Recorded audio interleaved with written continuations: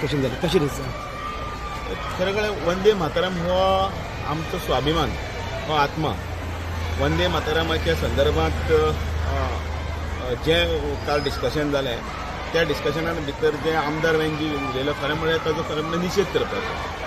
ताका वंदे मातरम विशय वेगळो आनी चळवळ जी आशिल्ली ती चळवळ वेगळो. ह्या चळवळीन भितर वंदे मातरम हे स्फूर्तिगीत आशिल्लें आनी हें स्फूर्तिगीत सगळे कडेन फुडें व्हेलें. ज्या वेळाचेर वंदे मातरमाचो वापर पयलो जेन्ना तें गायलें तेन्ना काँग्रेसच्या महाअधिवेशनानूच आशिल्लें. ह्या सगळ्याचो बारीक जर अभ्यास जर ताणें पयलीं करपाक जाय आशिल्लो आनी ताजेर मागीर टिप्पणी करपाक जाय आशिल्ली.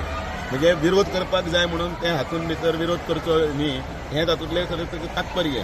आनी म्हणून त्या घटनेचो खरें म्हणजे आमी सुद्दां निशेध करता.